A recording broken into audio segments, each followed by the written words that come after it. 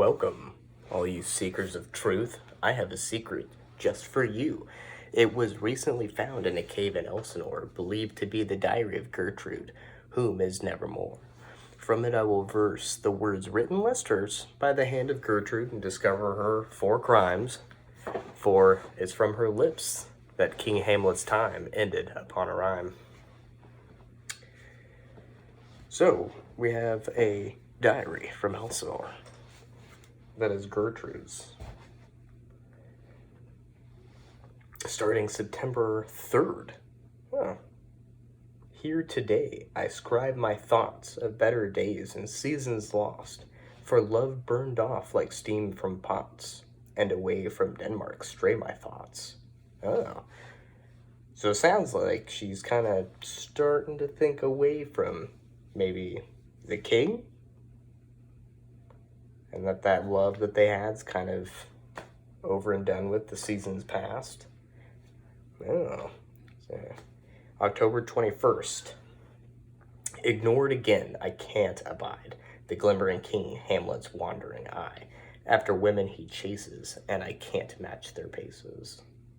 So it sounds like King Hamlet's got wandering fingers. November 22nd. Love again warms the blood in my veins, but as any window, it has a catch, though a most foul deed must be done to maintain. He says for my hand, any price he will match.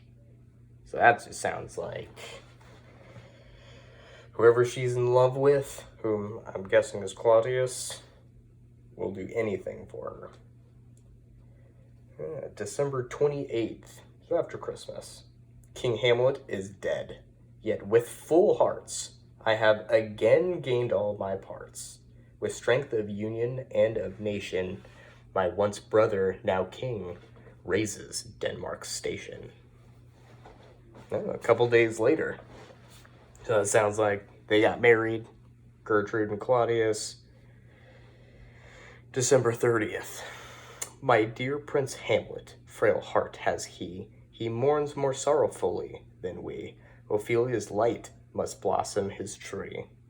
So, it's kind of ironic, the queen calling Hamlet frail. January 4th, and that was December 30th, so this is January 4th.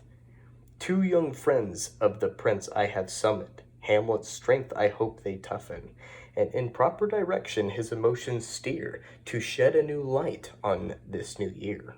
Oh, new year. January 15th. I've split myself from Claudius's schemes on his suggestion, and ever so rightly I feel my conscience being torn at the seams, as Hamlet's madness twists even more tightly. Oh.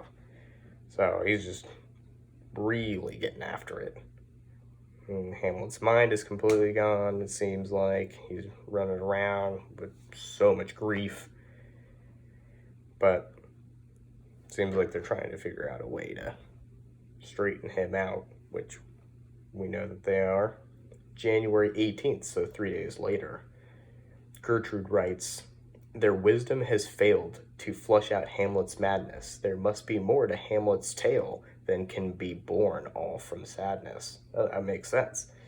I mean, it makes sense that there'd probably be something else wrong, other than just the death of his father, though very suspicious. And on of itself, though, wouldn't be January 21st, so a couple days after that. The players' troupe did Hamlet call to give a play in the great hall. It does well for the prince to busy his mind. Indeed, the play should help us all to unwind. Well, we know that play did not go that way. It did not help them unwind in any way, shape, or form. January 21st, later that night, as I probably could have predicted. A horrendous play, a thing to disdain. Hamlet's madness has bred much pain. Into my chamber he burst in a fury, as he himself could act as my jury. He held up, side by side, my crimes. He spoke mad words with a sane man's mind. He then slayed Polonius, who had hidden away to hear what Hamlet to I would say. Hamlet erupted in rage and struck out, and poor Polonius no longer will be seen about. Yes, fortunately, Polonius did die. Shouldn't hide in women's closets. January 23rd. Poor Polonius, shall we lay to rest? By the stairs in the lobby laid he. Claudius and I have sent Hamlet away, back to England, across a stormy sea.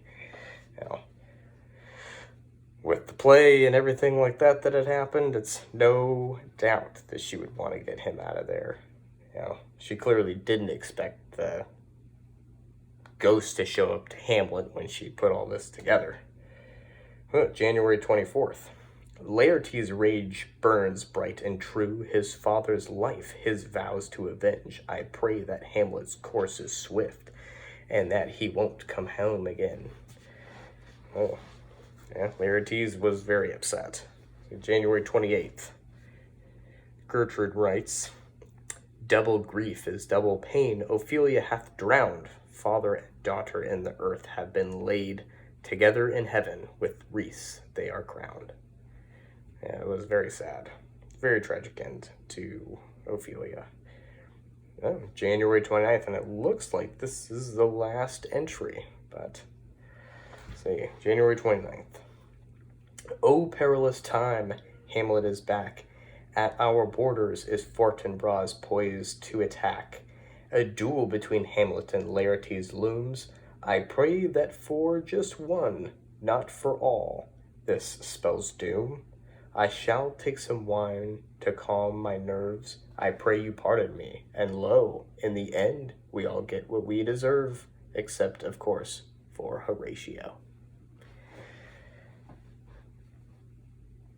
The way that I wrote this is to basically place blame and suspect on Gertrude, and saying that Gertrude manipulated Claudius into assassinating his brother, the king, and taking over the throne. And that was my very creative rendition of creating new poems for the entire act, and based off Gertrude's parts. But thank you.